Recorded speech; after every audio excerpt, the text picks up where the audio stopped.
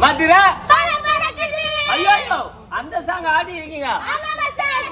பயங்கரமான சாங் ஆச்சே. பயங்கரமா ஆடினீங்களா?